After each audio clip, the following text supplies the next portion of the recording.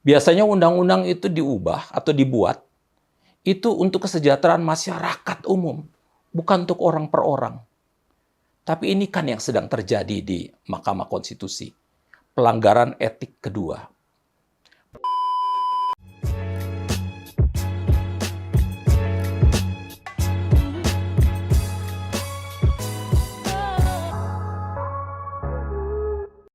Pendeta Albertus Pati, sebagai tokoh Kristen, bagaimana Anda melihat situasi dan menyikapi terkait dengan pesta demokrasi yang akan dilangsungkan tanggal 14 Februari nanti?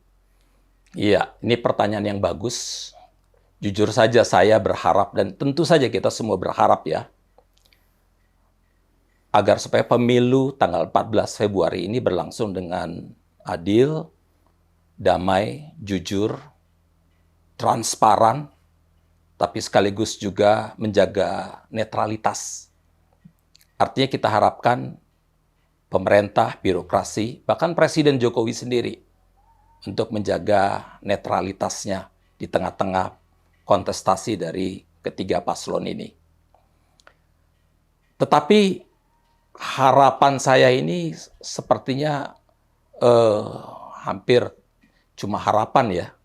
Karena jujur saja bahwa saya dan banyak orang sebetulnya itu sedang mengkhawatirkan karena terjadinya polarisasi yang luar biasa di kalangan masyarakat. Antara mereka yang pada saat ini ingin supaya mendukung Presiden Jokowi, tentu saja dengan anaknya, untuk melanjutkan apa yang sudah dibuat oleh Presiden Jokowi. Dan kedua, dengan mereka yang berpikir ini ada demokrasi yang sedang diganggu. Ada sistem demokrasi yang sedang dirusak. Nah, di sini keprihatinan saya, polarisasi ini terjadi. Dan saya juga ikut prihatin karena memang di dalam kenyataannya, memang demokrasi kita ini memang sedang mengalami kemunduran sebetulnya. Sedang diganggu. Saya bisa katakan 4 hal sebagai contoh. Sebetulnya banyak, tetapi 4 saja. Yang pertama, mulai dari Undang-Undang Nomor 19 Tahun 2019. Undang-undang itu menempatkan KPK langsung di bawah Presiden. Sebetulnya pendirian KPK ini kan merupakan amanat dari reformasi. Dia harus menjadi satu komisi yang independen. Tetapi ketika dia di bawah Presiden, dia menjadi tidak independen. Dan kita semua selama ini diam saja karena kita yakin, kita percaya pada Presiden Jokowi. Kita percaya bahwa Presiden Jokowi itu punya integritas yang luar biasa. Sayangnya, setelah di bawah Presiden, justru tingkat korupsi kita meningkat. KPK menjadi macan ompong. Lalu sekarang Indonesia terpuruk menjadi negara terkorup di dunia. Kita urutan 110, salah satu negara terkorup di dunia. Bandingkan dengan Singapura yang urutan kelima, negara terbersih di dunia. Itu pertama, persoalan dari Undang-Undang KPK Nomor 19 Tahun 2019, di mana demokrasi kita sedang dihancurkan. Yang kedua, kita melihat bahwa ada pelanggaran etik yang dilakukan di Mahkamah Konstitusi. Perubahan undang-undang yang dilakukan demi melancarkan orang per orang atau individu tertentu supaya mendapatkan kekuasaan. Biasanya undang-undang itu diubah atau dibuat itu untuk kesejahteraan masyarakat umum, bukan untuk orang per orang. Tapi ini kan yang sedang terjadi di Mahkamah Konstitusi. Pelanggaran etik kedua. Pelanggaran etik yang ketiga, belum lama kita dengar. Justru KPU sebagai penyelenggara pemilu melakukan pelanggaran etik juga. Yang membuat kita semua bingung. Kenapa justru institusi-institusi negara yang seharusnya berdiri pada netralitasnya, justru melakukan pelanggaran-pelanggaran etik yang kelihatan pemihakannya. Dan pelanggaran yang keempat adalah menyangkut bansos. Ketika Presiden mengatakan bahwa dia boleh berkampanye, bahkan Presiden Jokowi menunjukkan undang-undangnya. Tetapi kemudian pada saat yang sama, keluar itu bansos yang begitu banyak jumlahnya sampai puluhan triliun, dan yang membaginya adalah Presiden Jokowi sendiri. Padahal semua orang tahu Presiden Jokowi itu memihak siapa.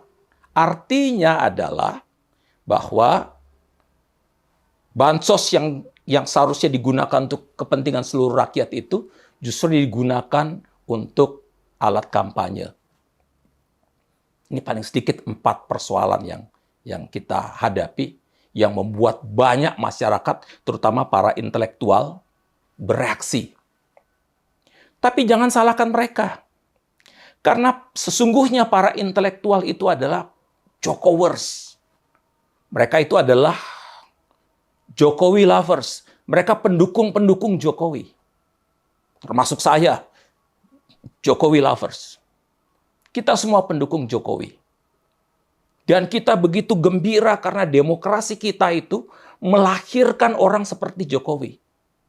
Orang yang bisa membawa bangsa ini menjadi lebih maju dan lebih oke.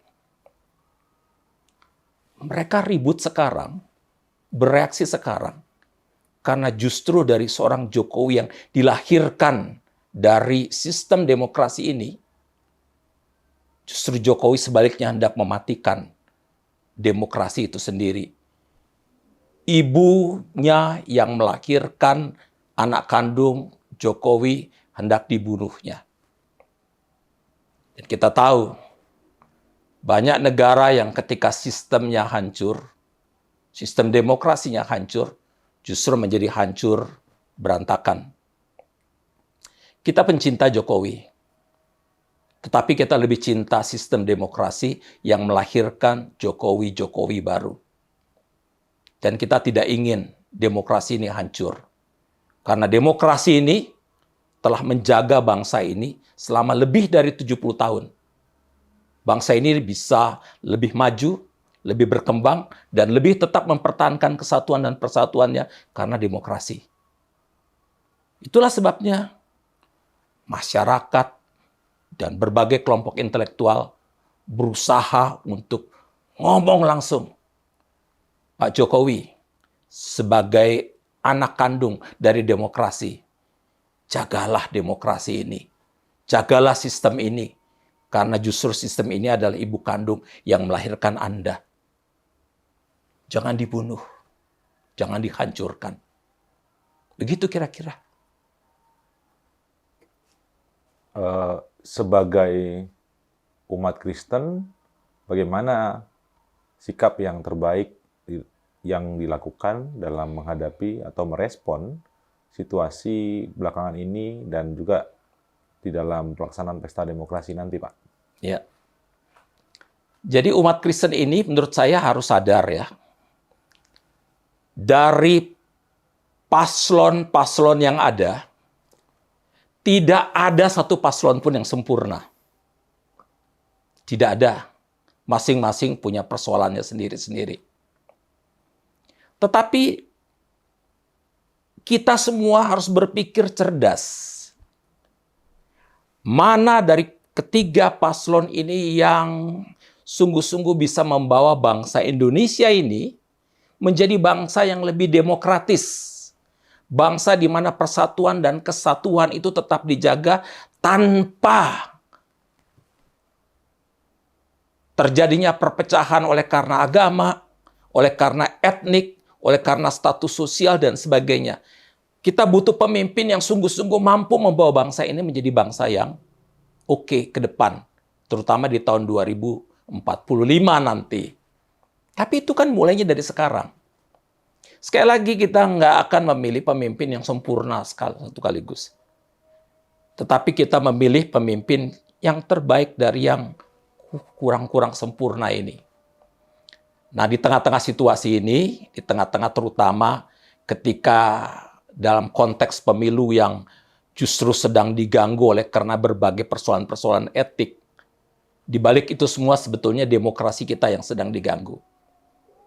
Dan sekali lagi saya katakan, tugas orang Kristen bukan menjaga orang, tapi tugas orang Kristen adalah menjaga supaya sistem demokrasi yang terbukti sudah menjaga kita selama 70 tahun lebih tetap betul-betul dipegang oleh semua. Kita harus memperjuangkan supaya demokrasi kita tetap ada di bumi Indonesia. Karena begitu demokrasi ini dihilangkan, demokrasi adalah fondamen bangsa Indonesia akan hancur lebur berantakan. Kita sudah lihat Rusia, kita sudah lihat Turki, kita sudah lihat negara-negara lain, ya seperti Hongaria, kita lihat Polandia, dan banyak negara lain di mana demokrasi hancur dari dalam. Dan sekarang tugas kita adalah menjaga supaya demokrasi ini tetap langgeng, tetap utuh. Nah, orang Kristen itu nggak bisa berdiam diri. Orang Kristen tidak boleh apatis, tidak boleh masa bodoh. Karena kalau orang Kristen apatis dan masa bodoh, itu namanya orang Kristen atau gereja yang idiot. Yang saya maksudkan idiot itu bukanlah kurangnya IQ. Tapi idiot itu sebetulnya adalah orang-orang yang tidak mau berkontribusi bagi kehidupan berbangsa dan bermasyarakat. Idiot itu dari kata idiotes. Itu istilah politik sebetulnya. Yang artinya mereka yang tidak mau berkontribusi di dalam kehidupan masyarakat, mereka yang tidak mau sama sekali untuk terlibat di dalam dunia politik, padahal politik itu sangat penting. Politik inilah yang menjaga kita semua, politik inilah yang memanage supaya bangsa yang beraneka ragam ini tetap kuat. Dan tentu saja politik yang kita butuhkan adalah politik yang demokratis. Oleh karena itu tugas orang Kristen adalah menjaga supaya demokrasi tetap ada. Dan untuk itu kita harus memilih pemimpin yang betul-betul bisa menjaga demokrasi kita. Bukan menghancurkannya dengan politik agama atau politik yang menguntungkan oligarki, politik yang bisa menabrak berbagai undang-undang dan peraturan-peraturan demi kepentingan kekuasaan pribadi maupun keluarga. Bukan itu. Kita butuh orang yang sungguh-sungguh patuh pada demokrasi, pada konstitusi bangsa. Terima kasih Pak Pendeta Bruspati atas pesannya, dan kita berharap Indonesia akan maju terus di dalam sistem demokrasinya dan bisa dijaga secara bersama ya Pak. Amin. Terima kasih Pak.